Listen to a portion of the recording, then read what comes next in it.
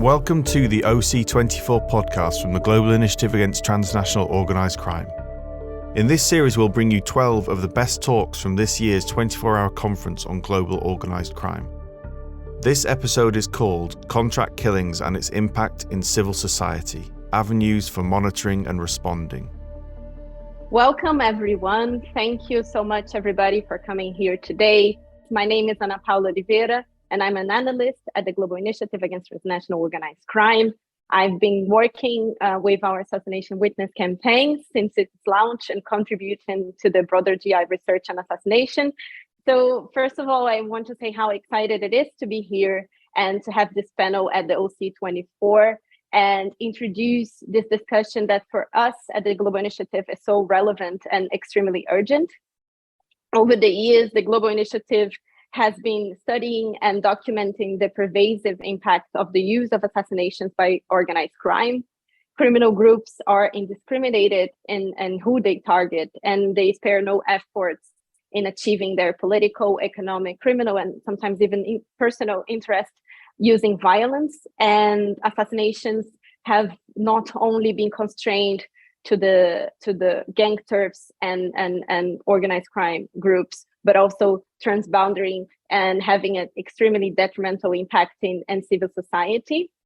Also undermining institutions, undermining the rule of law, and particularly where fragile governance system exists. And in most of the cases, what we notice is that the common denominator is impunity. So perpetrators are rarely being brought to justice. And as we see, it's a phenomenon that is in a crisis and on scale rising. So to contribute to better responses to this global issue, the Global Initiative has developed a flagship initiative called Assassination Witness that monitors the phenomenon of target killings, its impact in civil society actors, advocates for better responses to assassinations, and pay homage to the victims of these horrendous crimes through a varied range of activities such as data collections, that we're going to see in the panel later today, podcasts, webinars, publication of reports and stories. The GI promotes debates around the assassination crisis, maps existing responses, and advocates for improvement on the lives of that are at risk. So in 2020, as I mentioned, we launched a book, The Faces of Assassination, Bearing Witness to the Victims of Organized Crime, a collection of 50 stories of people whose advocacy and stance against illicit economics led to their killing. And as part of the Assassination Witness program in 2021, the GI launched a unique tool, the Global Assassination Monitor, which is a database that tracks incidents of target killings globally. And that will be presented today by my colleague, Nina Kaiser, who will introduce shortly. So in this event today, we're going to discuss the role of organized crime behind contract killings, present this tool, the Global Assassination Monitor, discuss the academic research on this and some community responses as well as a way moving forward. So to start off and introduce the Global Assassination Monitor, I have a pleasure to introduce Nina Kaiser, who's been developing the Global Assassination Monitor and the GI-TOC tool. And Nina is a senior analyst at the Global Initiative. Her whole focus on enhancing the quantitative evidence base of organized crime. She's been involved in several data-led initiatives and flagship initiatives at the GI, including the Organized Crime Index and the IU Phishing Index since 2017. So Nina, the floor is yours. Hi, Anna. Thank you. So as Anna just mentioned, my name is Nina Kaiser. I'm senior analyst at the Global Initiative. And together with Anna, who is hosting this panel, I'm working on the Assassination Witness campaign at the GI, more specifically the Assassination Monitor, which I will present here. The Global Assassination Monitor was launched in 2021 and tracks contract killings globally and currently covers data for 2019 and 2020. For the time period, the total database includes more than 2,700 recorded cases overall. The database is publicly available from our Global Monitor website, along with the launch report, Killing in Silence. So what is the purpose of the monitor? By monitoring the phenomenon on a regular basis, that is recording cases of contract killings over time, The project aims to highlight the sheer magnitude of contract killings globally and within specific regions and countries, and to draw attention to the role of organized crime in these killings. By collecting and analyzing these data, the goal of the project is to promote evidence-based research on the subject and eventually to guide policymaking. The data collection for the Global Monitor builds on previous and ongoing work on South Africa, which was started by Kim Thomas and Mark Shaw at the Global Initiative in 2015. Currently, the South Africa data includes 1,971 cases and covers 2000 to 2021. And one important finding the research highlighted is the importance of the taxi industry contract killings and the role it plays in perpetuating high levels of contract killings in South Africa. The methodology used for South Africa was adjusted for the Global Monitor to allow for an expansion of data collection to a global scale. So before we dive into the findings of the data for 2019 and 2020, what methodology did we use for data collection? First, how did we select relevant cases? The database tracks assassinations that fall into the category of targeted contract killings. This includes actual, attempted, and planned lethal attacks on individuals or small groups of individuals. For cases to be included in the database, they need to meet two criteria. First, they need to be targeted killings. This means that specific individuals are targeted for personal reasons, such as identity, position, or the work they do, and does not include attacks on random members of groups. Second, they need to be contract killings. These are cases where a third party is contracted to conduct the actual attempted or planned murder. At times, this might involve the transfer of money, but at other times, the contract killer might receive other forms of benefit, including personal favors, political favors, or change in status in a criminal gang. As you can see, the definition does not focus on one specific motive or a specific target group. Second, what information did we include in the database? The database includes more than 25 variables, which fall broadly under 6 categories. For each recorded case, the database includes the date of the event, the location of the event, information about the victim and perpetrator, such as names, nationalities, gender, and the category groups they belong to, the dynamics of violence, including method, motive, and amount of money exchanged, if the information were available in the reports. Lastly, information about the sources recorded to ensure that each case in the database is verifiable. The data draw on news reports. This means that the information provided in the database reflects what is reported on an individual case. Most news sources were accessed via LexisNexis using a search string, and relevant information from articles was extracted from articles and input in the database. The database then went through various rounds of cleaning and verification for different people, where individual cases were checked for their accuracy. The database itself consists of 2 layers. So the first layer is a global database, which draws on global and regional news sources, which were selected based on the global coverage and reputation. The global database for 2019 and 2020 includes 766 cases spread across 84 countries. Drawing on the same news sources across countries, the global database provides a foundation for cross-regional comparisons of contract killings for our purposes. The second layer or second part is a national database, which for 10 countries only, across different parts of the world, namely Brazil, Colombia, El Salvador, and Mexico, India, Pakistan, and the Philippines, as well as Mozambique, Kenya, and South Africa, adds national sources to the global and regional sources.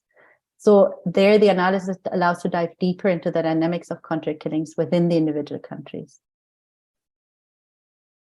As you can see in the previous slide, adding national sources increased the numbers of cases sharply. So whereas we had 766 in the global database, we have a lot more just for the 10 countries in the national database. We found that while reporting rates vary across countries, on average only 15% of cases were picked up in global and regional news. And a lot of them were higher profile cases. The results presented here draw on data from the global database based on global and regional sources. If you're interested in further analysis or the national database, they can be found on the Global Assassination Monitor website. The data here suggests that in 2019 and 2020, most cases took place in the Americas, which accounted for 37% of all recorded cases, followed by Asia with 33%, Africa with 24%, and Europe with 6%. Oceania had only 1 recorded case during that time period. Globally, main targets were members of local communities, accounting for nearly 30% of all cases. This includes activists, community leaders, scholars, as well as cultural workers, among others. The main motive was political, which includes killings that aim to influence a political outcome. These cases can be linked to political competition and rivalry, but also the killing of a political activist, for example. The database also recorded the main methods and weapons used. While information on exact weapons was sparse, nearly 3/4 of our victims were killed with the use of firearms. This is in line with previous research on contract killings, which also found that most killings are conducted using firearms. Our research also found that most victims were male.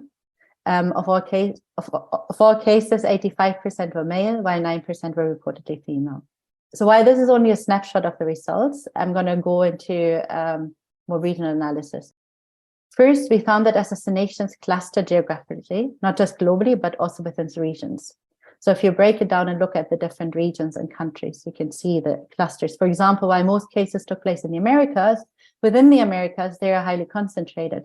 Colombia and Mexico alone accounted for 74% of all killings in the region in our database. Similarly, in Africa, 2 countries had the highest numbers, with Somalia accounting for 33% of targeted killings and Nigeria for 12%. We also found that some target groups were more vulnerable than others, but the type of target group differed from region to region. While members of local communities, such as activists, community leaders, and members of indigenous communities, among others, were the main target group globally, this is driven largely by experience in the Americas. In other parts of the world, such as Africa and Asia, those involved in politics and governance, such as politicians, public officials, were most vulnerable to becoming targets of assassinations. Third, we found that political motives drive most contract killings, not just globally, but also across the different regions. However, as you can see on the graph, in the Americas, organized crime-related motives, which includes, for example, the targeting of people because of extortion payments or fighting between gangs over illicit supply chains, played an almost equally important role. Fourth, our research also found that the main weapons used were firearms, as I've mentioned earlier. Yet again, the findings vary across regions. In the Americas, nearly 90% of cases involved firearms, whereas in Africa, the figure was just above 50%. Explosive devices, on the other hand, played a much more prominent role in Africa and Asia than they did in the Americas. This is linking this to recent studies by the GI. They've highlighted a close link between the illicit arms trade and the availability of firearms, which might in turn feed into higher numbers of contract killings. Lastly, in the majority of cases, the identity of the perpetrators was not reported. Anna has mentioned previous high levels of impunity, which this could be linked to, or could be one of the reasons, but also professionalism of killers and obviously lack of follow-up on some cases in terms of reporting. Since the time period we've recorded is quite recent. But for cases where the perpetrators were reported, most of them were either members of armed groups involved in illicit activities or organized crime groups. So now moving on to some of the recommendations that emerged from our research. First, perpetrators and masterminds enjoy a high level of impunity in many locations. Strengthening investigatory and judiciary capacities is key to tackling assassinations. Second, some research indicates a link between the illicit firearms trade, firearms availability, and contract killings. However, a better understanding and research into these links are needed. Third, respond to specific assassinations clusters and dismantle illicit markets that nurture a culture of contract killings. Fourth, most states do not collect data on contract killings. To better understand the dynamics of assassinations and to develop preventive measures, data collection assassinations need to be improved and enhanced, so that obviously we're relying on media reporting, which has its own limitations. Having state data available would greatly enhance insights into the dynamics of contract killings. Fifth, enhance security and community and resilience by providing protection to those most vulnerable to contract killings. Thank you for listening to our presentation. If you'd like more details about the Global Assassination Monitor, please visit our website. The website allows you to download our data as well as to visualize the data along different indicators. If you have any questions, please do not hesitate to send me an email. Thank you very much. Thank you very much, Nina. Thank you for presenting the Global Monitor, this incredible tool that the GI is developing. So if I can turn now to Mohammed, who has been one of the authors contributing to the research on contract killings. Dr. Mohammed Harman is a senior lecturer in criminology in the School of Social Science at the Birmingham City University. He has published extensively in the research area of serious and organized crime. He has other research interests, including social inequality, criminal exploitation, and serious violence. And Dr. Mohammed Ahmed is a GI network member, and he has been doing an extensive research on contract killings and will give his presentation now. Thank you very much. Thank you very much, Anna, for the introduction. Hello, everybody, and welcome to my presentation. It's not as vibrant and colorful as Nina's, and given that it's quite academic, hopefully I won't bore you all too much. Having said that, I think it's important sometimes to consider some of the academic work that's already been conducted in relation to contract killings, murder for hire, and other euphemisms that are often associated with this lethal extreme form of violence. In terms of my own work, Anna just briefly mentioned, the starting point for the research that I've carried out over a period of several years in relation to contract killings takes me back to 2015. And in 2015, I participated and co-authored in a peer-reviewed publication based on an article that was published a year before in 2014. And this article in 2014, what you see on the screen, is an exploratory study of British hitmen between the period of 1974 and 2013. And that particular time, it was a pioneering study because what it allowed for us to understand, especially within the academic arena, is this demographical explanation about contract killers and key information about who they were, the nature and extent of their killings, and so on and so forth. And after this particular publication, I was quite interested and fascinated behind the psychological aspects, or some of the psychological aspects of contract killers, specifically the mental process that an individual needs to go through in order to carry out a hit, to successfully execute it, and to then be able to manage everything that comes with killing a person thereafter. And one of the pieces of work that I came across when conducting a literature review, although there wasn't much to go by to begin with, was a piece of work that was conducted by an American scholar back in 1981. And this individual, Ken Levi, considered professional murderers, i.e. hitmen, and essentially he carried out a piece of work that explored the deviant management of one particular hitman who conducted over 30 killings. And that for me was quite fascinating because what I tried to do soon after was essentially replicate his study, but within the British context. And the title of the article that you see, which I co-authored back in 2015, is quite deceptive, as it may come across for some viewers as a step-by-step guide, a tutorial on how to become a hitman. And that's not the case by no means at all. Rather, the aim of the article was to establish through several key case studies, as well as a biographical account of how certain individuals who have committed contract killings in the UK were able to neutralize their behavior by dehumanizing and depersonalizing their targets as objects. So essentially, they objectified a person, and they did this in order to kind of execute a hit and to also get paid for it. So there was a transactional element there as well.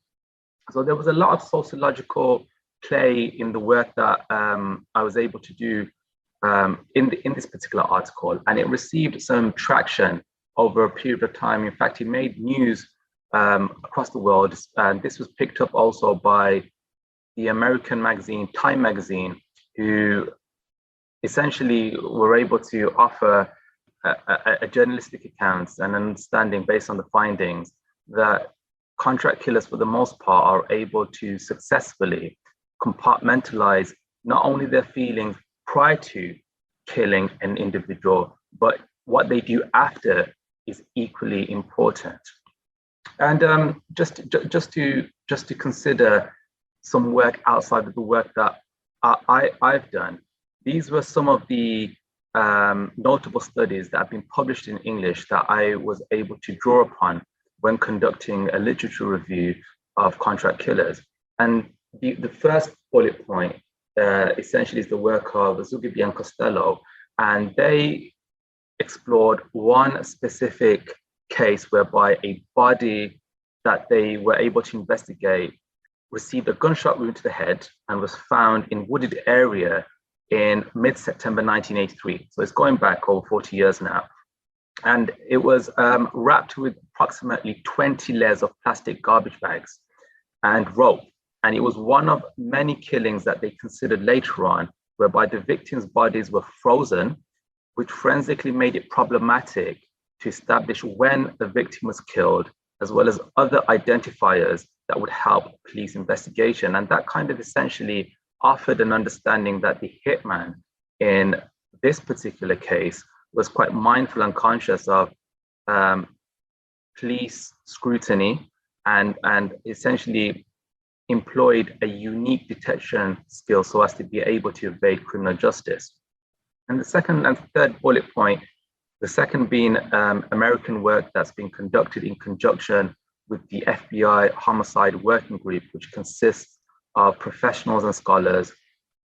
The work of Black and Cravens within the Homicide Working Group, again, they were able to, similarly to that of McIntyre et al., the first publication that I showed, they also offered a demographic understanding of contract killers, but they took it a step further. And what they did in their murder for hire analysis is offer a script analysis.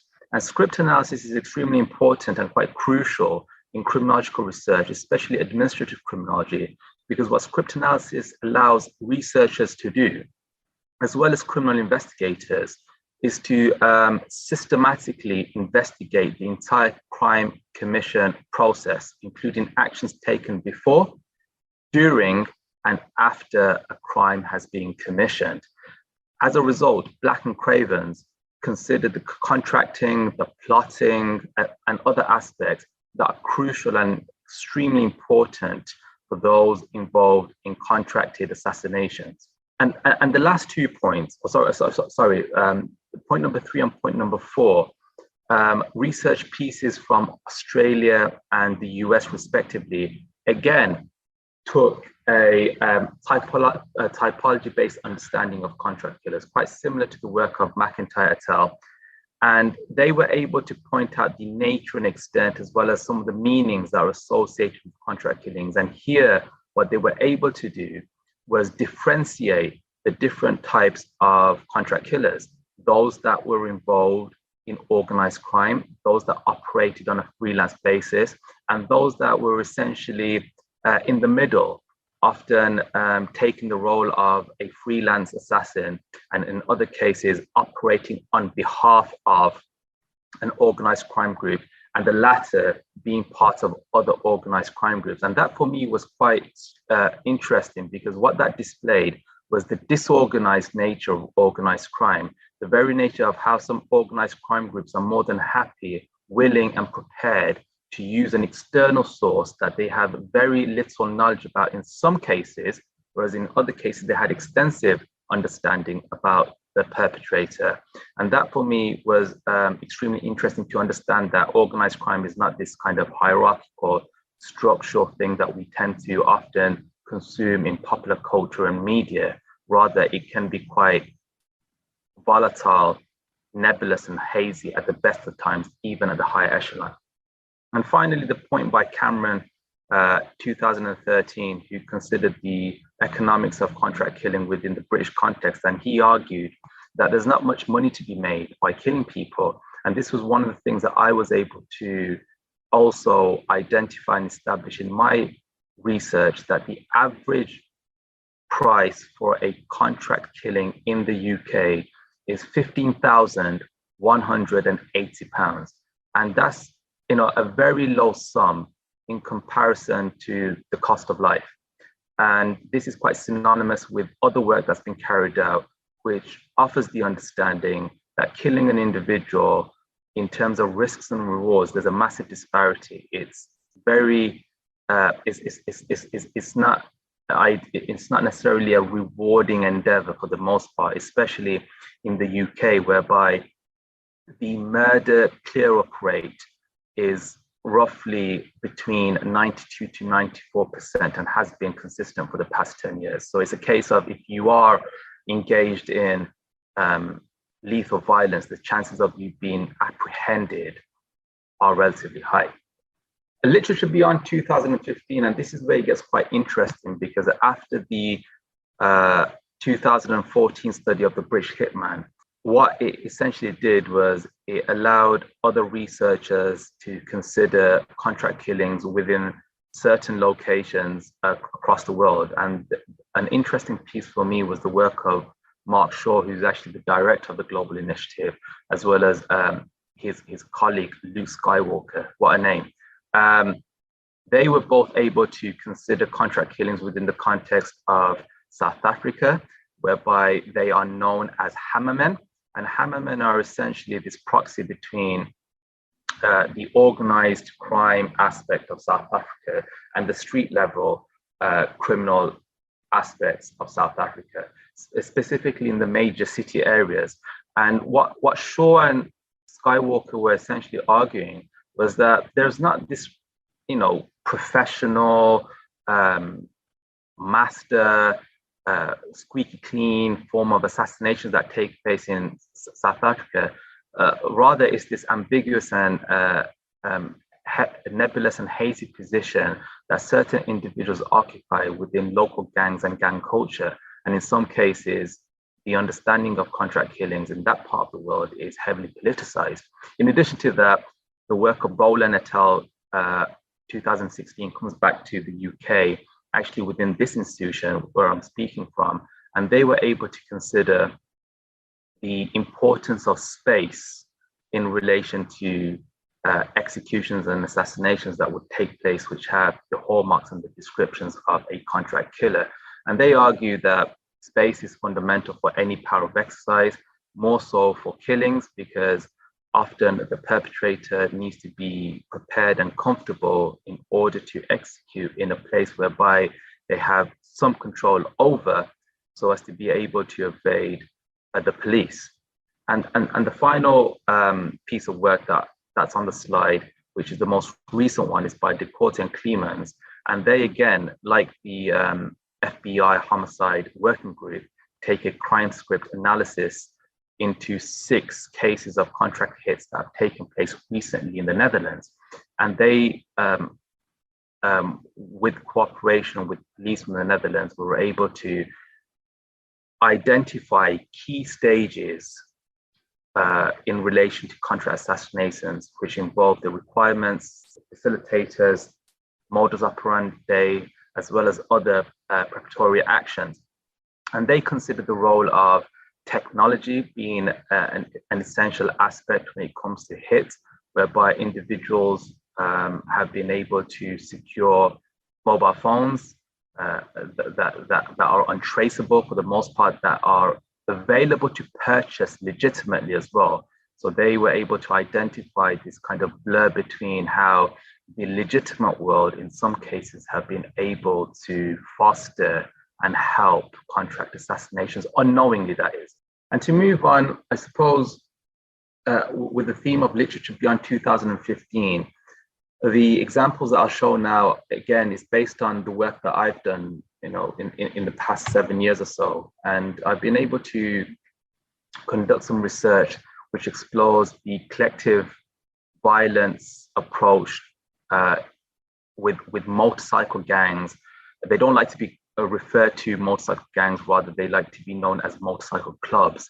But this kind of collective understanding and identity that they have traverses and permeates within the context of violence, and in some cases lethal violence. And this is a piece of work that I was able to carry out with a colleague. He actually is an extension of my PhD research that explores the notion of contract assassinations within outlaw motorcycle clubs like the Hells Angels and other gangs like the Bandidos, Outlaws, and the Pagans.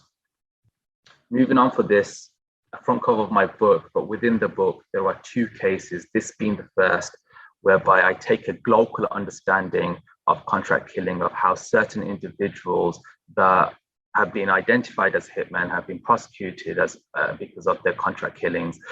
There's this globalized understanding of how some of their activities that have taken place within a localized territory have subsequently ended up becoming part of a global assassination. The second being the murder of Richard Deakin, who was a businessman who was gunned down in his house in 2010. And again, this is another case that has connections with organized crime, the illegal drugs landscape, the firearms landscape, and ultimately the death of an individual that was committed by a person who had extensive knowledge and experience with firearms. And in essence, what this kind of highlights and reinforces within the context of the UK, that is, for the most part, that most hits that are carried out tend to be carried out with firearms. And this is of extreme interest because we tend to pride ourselves here in the UK of having some of the tightest and strictest gun control laws in the world. But the reality of the matter is, most of the hits that have taken place have been by the use of a gun. In addition to this, I've carried out more research that focuses on the collective violence aspect of outlaw bike clubs and the lethal aspects of this being contract killings. More recently, I published in an organized crime journal with colleagues from the US and Scotland, looking at criminal enforcement as an alternative form of criminal justice. This kind of understanding that certain individuals within the underworld labor market, for the most part, have a thirst and an appetite, a penchant for violence, and are more than happy and prepared to take on a person's debt, and in doing so, enforce that debt in a way which in some cases involves lethal violence. Most of the research that I've conducted, quite similarly to the work of the Global Initiative, the stuff that Nina mentioned, is case-based research. And case-based researches are extremely important because what they do is they allow you to attain a reliable understanding of a particular incident that has taken place. Some of my work has considered and explored those that engage in contract killings and their links to criminal organizations like the Hells Angels, for instance. Some cases have international dimensions, a global aspect, and that's something that I've been moving forward in terms of research that I'm doing at the moment, which is the fact that crime, serious crimes, are no longer located in fixed terrain, rather they're manifested as a result of local and global networks of opportunities. And contract killings, a form of lethal enforcement, is an alternative form of criminal justice that individuals tend to employ so as to be able to generate, maintain, and advance a criminal enterprise or an endeavor.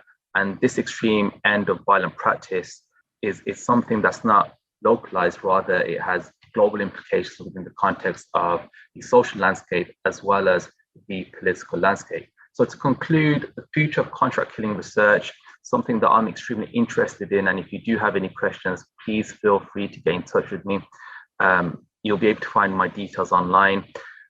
Future academic research, I feel as though, could benefit from a rich blend of qualitative and quantitative research. And that way we can get the best of both worlds.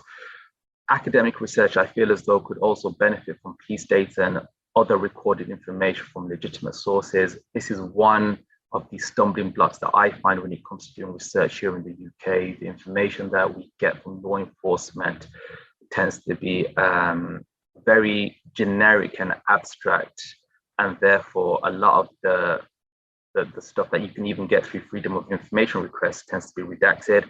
Some studies have touched upon the political and social dimensions of contract killings, but comparatively, there is very little empirical work. So it would be interesting to connect with scholars, practitioners, and academics around the world to do comparative work.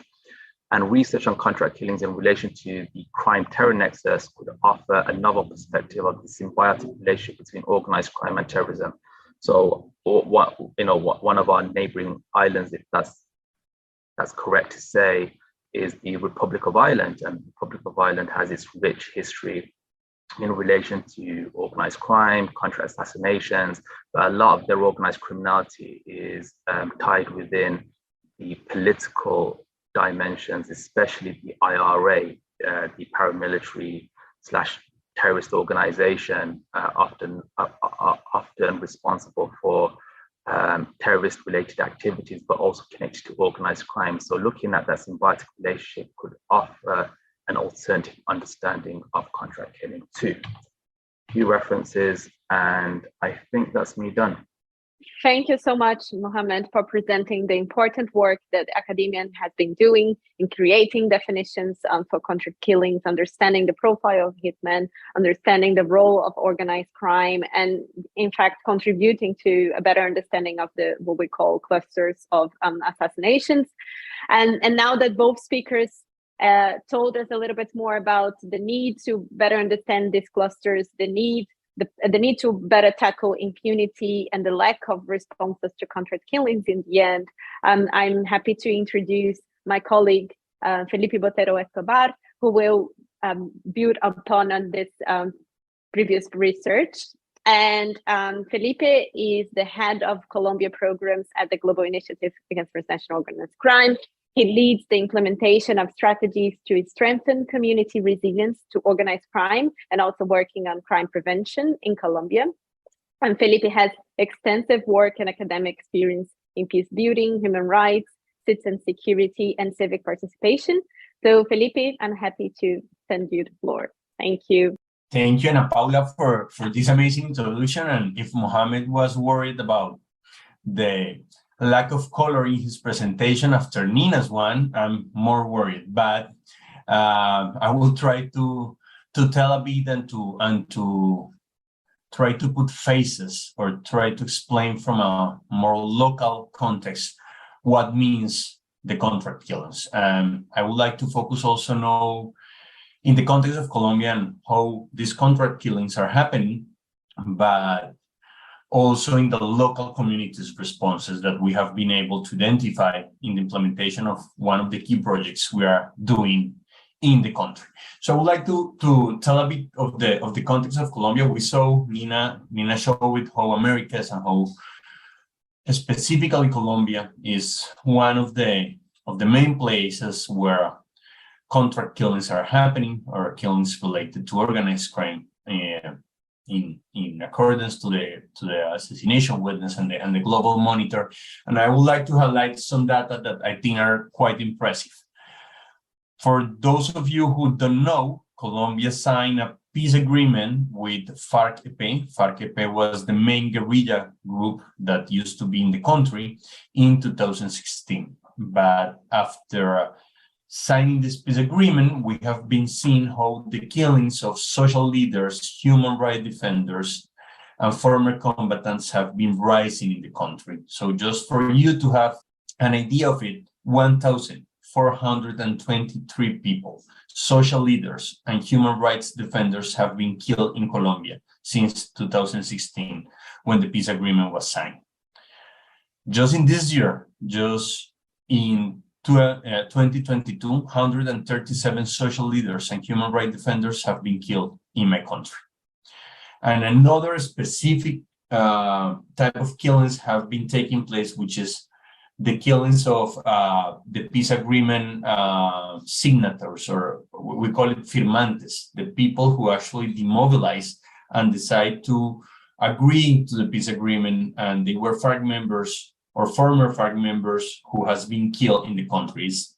337 FARC-EP former combatants killed since 2016. Those numbers have been actually considered by the verification missions of the United Nations, and just this year, 34 FARC-EP former combatants have been killed. This is important because, just to make some history, after the end of the 80s in Colombia, FARC also signed another peace agreement, and some people from the more political side of FARC demobilized and created a political party named Unión Patriótica, or the UP. And every one of them, one by one, were killed during the 90s and the 2000s. So probably this is kind of and alert that we cannot repeat the history. So the context is quite complicated, and in this picture, I'm not speaking and I'm not talking about the environmental leaders. In different rankings and different news, Colombia has been considered the worst place to be an environmental leader. So these three categories, human rights defenders, social leaders, former combatants, and environmental activists are on the spot and are being literally targeted by organized crime. Why are they being killed is a quite tricky question, but mainly after FARC-EP signed the peace agreement, different criminal groups are trying to consolidate criminal governance in the areas or the regions of the country where FARC left. So this consolidation of criminal governance, it's been very violent. And one of the best strategies that criminal groups have to actually consolidate criminal governance is to silence community. And the best way to silence communities is to silence their leaders. So if you kill the leader, you send a message to the community about who is in charge, who has the power, who can control this. And also they have been targeting specifically those leaders who are promoting peace agreement measures, for example, crop substitution and civic participation. So the leaders who are promoting crop substitutions in places where are full of coca crops and cocaine production are being killed or are being threatened in order to stop them being vocal and being open about different ways or different economies. How does it operate? They do not necessarily kill them directly. They begin threatening them. They also do contract killings, and if someone is being too vocal or too open about an issue, about a topic, about the president of a criminal organization, they target them to go and kill them. But also, they're doing a lot of disappearances. So they're not leaving the body, but they're just extracting the people from the community and disappearance or making a disappearance on them.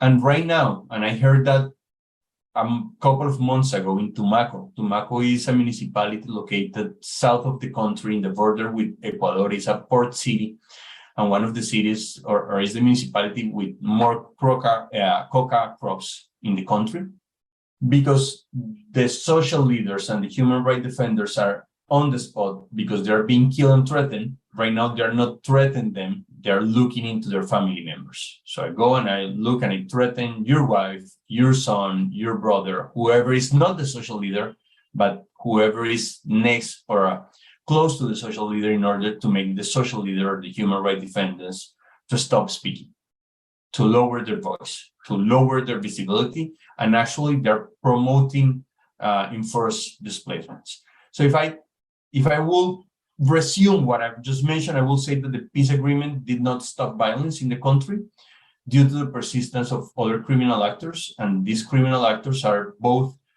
disputing territories among themselves, but they're also targeting community members, and mainly human rights defenders and social leaders, in order to consolidate their criminal governance.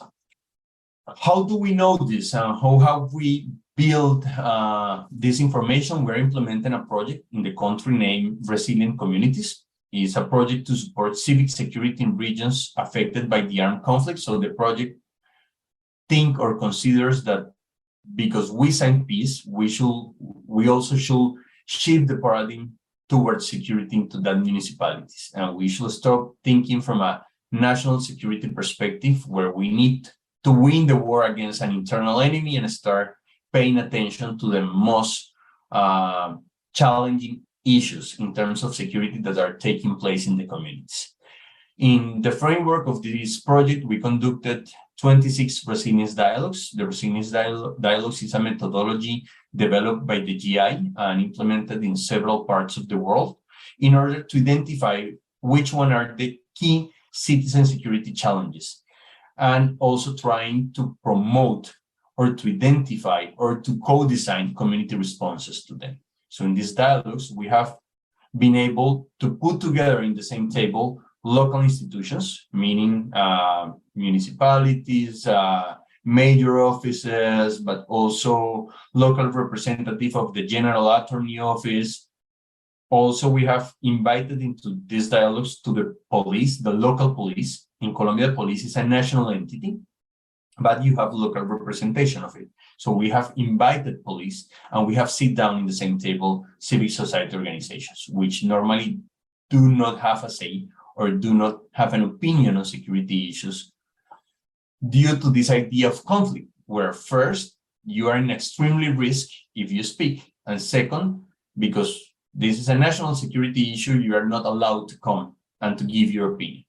We are trying to shift that, and we are creating safe places, safe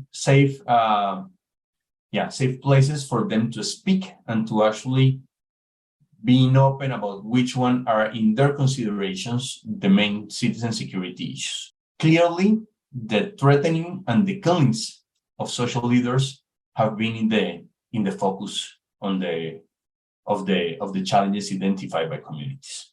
But also several proposals to face this type of violence were built into these resilience dialogues, and I want to share with you today some of those community responses, and also to send a message that there is hope and there are things that have been created from the local scenarios, from the local communities that we could implement in order to face contract killings and threatenings.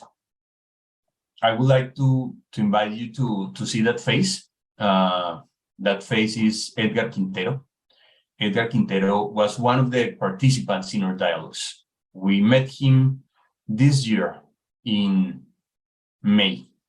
And probably 2 weeks after we held the resilience dialogue in Santander de Quilichao, which was his municipality, he was killed.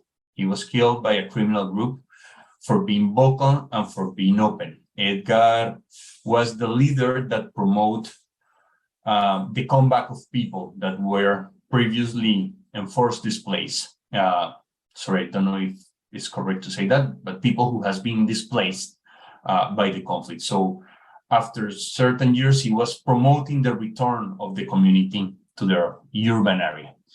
And that day in May, I have the chance to have lunch with Edgar, and Edgar told me the phrase that you can read on your left. Well, in my left, probably on your left too. We are tired of leaving our territories. Leaving our communities is worse than being killed. We need to be as visible as possible. And I think this is the milestone or the key point to start speaking about what can we do, how we can build responses that actually put and position the voices of local communities in the middle of it. And I will present and I will briefly comment into state-centered responses and community-centered responses. So from the state responses, we need to do a participatory review of the protection routes. Most of the people who have been in this table says there are protection routes that Colombia government have designed, but the measures that include these protection routes do not work. And I will provide a very specific example. Some of the protection routes includes giving the social leader who has been threatened a cell phone. But those leaders live and work in areas where there is no cell phone connectivity. And the people who have designed the protection routes in the national level, sit down in a desk in Bogota, do not consider this type of things. So what communities are saying is we need to sit down with the people who is creating the policy and explain what works and what doesn't. And we need a participatory review of the existing protection routes. The second component will be a territorialization of the protection routes. Right now, to achieve a protection measure, you need to wait until a national committee that sits down and meets in Bogota every 3 months, sit down to discuss your case. In the process between, or while you receive a threat and your protection request is actually discussed, can take at least 6 or 7 months. Most of the people is being killed while that happens or while that takes place. So we need to bring those committees down to the territory, down to the local communities to actually respond in a more fast way. In the same logic, they said we need complementary measures from local governments. We cannot wait until the national government provides a protection mechanism. Sometimes we need some money just for being able to take a bus and to move from one city to another until things cool down and we're able to return. Sometimes we need to have a direct channel to call in the local administration to say, this is taking place in my community, I need police support right now. This is missing right now in the protection routes in Colombia. And finally, and which I think is one of the most innovative measures, is the collective reports mechanisms.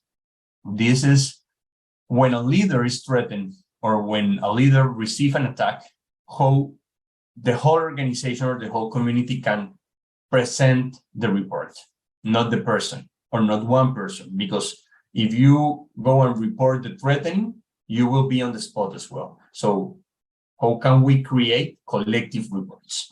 And because I'm running out of time, I will go with the community-centered responses, which first consider the strengthening of guardias indígenas and guardias cimarronas. This is a guardia indígena and this is a guardia cimarrona. Those are ancestral authorities that are part of indigenous and Black communities that live in our territories that normally are or wear this type of bastones, of sticks, and these are their weapons. So they're pacific resistance mechanism that oppose to criminal groups. And by being a lot of them, they can go and they could create protection measures. So the idea of strengthening is providing them technical capacity in terms of human rights, but also in terms of judicial aspects of their work, but also in very technical aspects like having boots, having sticks, or having radios to communicate themselves, and having a direct channel with the local administration in order to coordinate measures with the police. Also strengthening the civil society organization to visualize the role rather than individual roles. So right now, a criminal group focus on the leader because the leader is the one who is visible. Communities believe that if we're strengthening the civic society organization, the whole organization will be visible, not only the leader, and will be more difficult to go and kill all of them. Define urgent measures within communities in case of threats or failed attacks. Moving and hiding person. They consider that if they have a network, they could easily and very fast move people when they receive a threat or their attacks. And this is a very, very specific way to save life in case of urgent cases. And finally, and this is for Edgar, and this is what Edgar believes, how to visibilize and communicate the roles of leaders. Edgar told me there are a lot of youth people in my community that right now is working on the cocaine production business. They're having money, they're having motorbikes, and they're having weapons. And one of them is the one who is going to go and kill me. If communities doesn't or do not understand who is a social leader and why is the role of a social leader and why it's important to have a social leader to act as the voice of their communities, it's going to be easier that someone from within your community with an incentive based on illegal economies will go and kill you. So that's why he said we need to be as visible as possible. I had to rush, but I hope I was clear, and I will be here to answer any questions that you may have. Muchas gracias.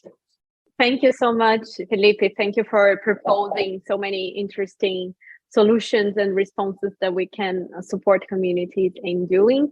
So I moved to questions and answer sessions so we can, because I feel there are some questions in the chat that the audience is willing to get your answers on. So I think first to Nina, there was a question around whether there are plans to include a study of contract killings in the Caribbean region. And to Felipe, if you find difference between motives for contract killings in the rural areas in comparison to more urban centers and cities. And then another question as well as to what is the biggest challenging what is the biggest challenge in changing the way of citizen security beyond the national security paradigm? And I think for Mohammed, there was a question around if you could speak on the hegemonic masculinity or toxic masculinity with respect to contract killings, perhaps in the context of motorcycle clubs. So maybe first Nina, then Mohammed, then Felipe, in the order that you spoke. Thank you, Anna. Yes, so the global database does cover any country that is mentioned in global and regional news. So that includes the Caribbean countries. For the data from 2019, 2020, in terms of the national database where we have countries included national news sources, we didn't include a Caribbean country specifically, but we're publishing the 2021 data in December, which I forgot to mention during my presentation, in December this year. And we are actually including data for Haiti. So there we consulted national sources. We're hoping to include more countries, obviously, in the future. It's a matter of capacity to include more countries in the future where you can also consult national sources, including Caribbean. If you have any suggestions, please get in touch if you're working on the subject. Yeah, the database is updated annually. So it's a continuous data collection program. Thank you. Shall I go now, Anna? Yes, you can go.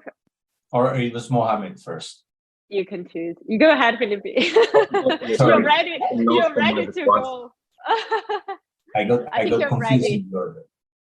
No, go ahead, well, Felipe, please. About the question if there are difference, or if I consider there are difference in the motive, considering rural settings and urban settings, I will say yes and no. So yes, because at the end you have social leaders and human rights defenders in both scenarios. The main difference is that killing someone in the rural area will be way easier than killing them in the urban area.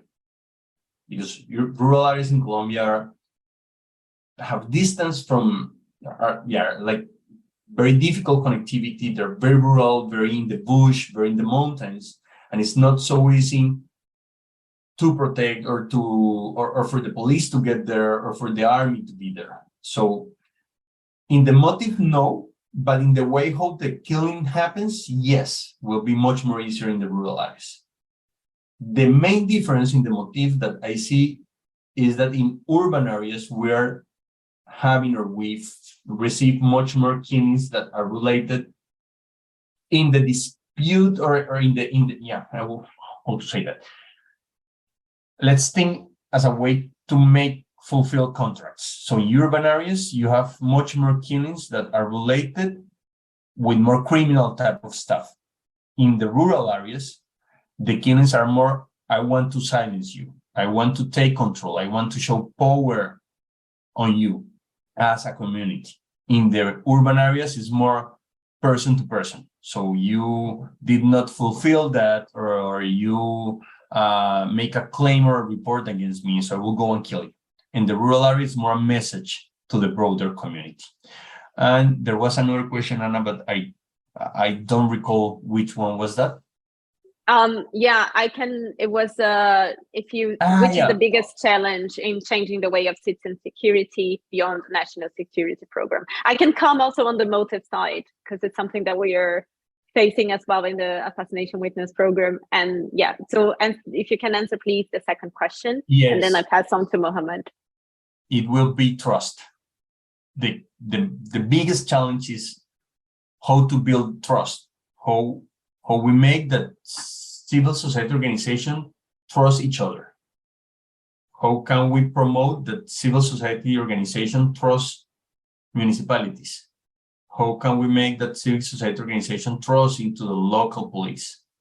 And the other way around, because the legacy of the conflict has made that also the local institutions and also the local police forces believe that a community that lives under criminal governance is in some way related or supporting of the criminal actor.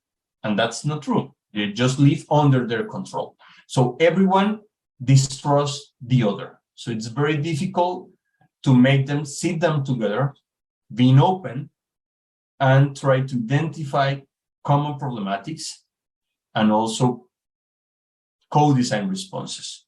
And this, putting all the stakeholders into the same table to co-design, is key in order to actually achieve citizen security.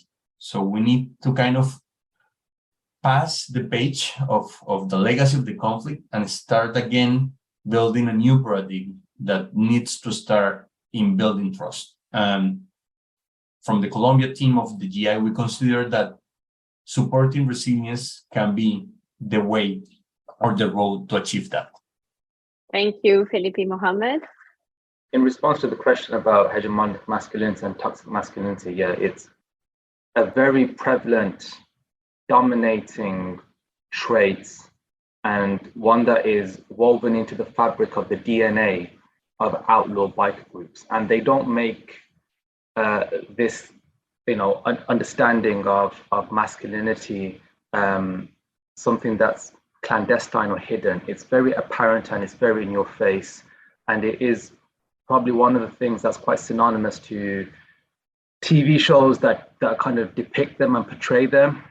In some cases, the TV shows are sensationalized and salacious in their kind of aspects, but the biker men that I've spoken to in the UK have been very forthcoming and been very frank about the way that they view themselves as men. So for the most part, their understanding of daily life is contingent and dependent upon this thing called brotherhood. And the brotherhood is essentially this oneness and this we-ness, this universalism, which is largely male fixated and male oriented. For the most part, their masculine traits traverses across the way they go about mainstream values in society, ethics. There's very minimal involvement of women in their day-to-day living. Some have described their women as old ladies, not in terms of age, but in terms of the kind of traditional elements that are often associated with family, especially within working class culture and the position of women within the household and within the family dynamics. Having said that, I think within the context of what I've investigated for the most part, and this will probably be synonymous to what Anna and Nina have found in their research and in their work, as well as Felipe in Colombia, what we are essentially dealing with is male on male violence for the most part. There are probably some cases of females being victims, or in some cases, females also being offenders or co-conspirating. But for the most part, the work that I've been able to do here in the UK is male on male violence. And the masculine element, yeah, it is a big deal for them, but they don't necessarily, they're very strategic. They're able to differentiate the business element of what they do, the commercial aspect of what they do, and the violence that they often employ, so as to be able to uphold what they have as an organization and what they need to do in order to progress the organization. But you are right to say that hegemonic masculinity and even toxic masculinity to a certain extent is quite prevalent within the biker underworld. Having said that, one of the things that I found interesting was that I was only ever able to speak to one female who was in a long-term relationship with a biker. And for the most part, she said to me that they don't really have the kind of conventional relationships in the sense that they date for a while, then they get engaged and they get married, right? They tend to be long-term relationships, but they don't really have the legal side of things, the marriage side of things. And she was able to, what I was able to get from her for the most part was there's this kind of acceptance from her that, she knows her position and she knows her place. And when I did allude to the fact that some of the things that she was saying was quite outdated and very traditional or ultra traditional, she was completely acceptant about her position. And I think that kind of reinforces what I mentioned at the beginning, which is that they're very forthcoming with their masculine approach on an overall level. Thank you very much, Mohammed, and also bringing the gender perspective in the research on contract killings. So I think we had a very fruitful discussion today. We have also some propositions to the future, as the need to improve the data collection, the need for state responses in this regard as well in providing data, the need to improve collaboration between civil society as well as with the academia that can promote a more symbiotic work on this, the need principally to include the community and the community voice in the policy making, and the need to continue to support and enhance supporting communities in creating and building community resilience. So I feel that there are some actions proposed to the state institutions, to academia, to civil society, and then I think we need all to work together towards this, to combating and pushing back against this phenomenon that has caused so many lives across the globe and left a thread of victims. So we continue to work, and we're happy to address any further questions. If you have, send us an email to the GI team, to Dr. Mohammed Haman, and we are happy to answer your questions and continue working on this. Thank you very much, Nina, Felipe, Mohammed. It was a pleasure to be part of this discussion today. I hope you all continue having a good OC24. Thank you for the attendees, most of all. Thank you for your participation. Thank you for listening to this episode of the OC24 podcast from the Global Initiative Against Transnational Organised Crime. This talk was just one of 85 from this year's 24-hour conference on global organised crime. To get access to the rest, head over to oc24.heysummit.com. Thanks for listening.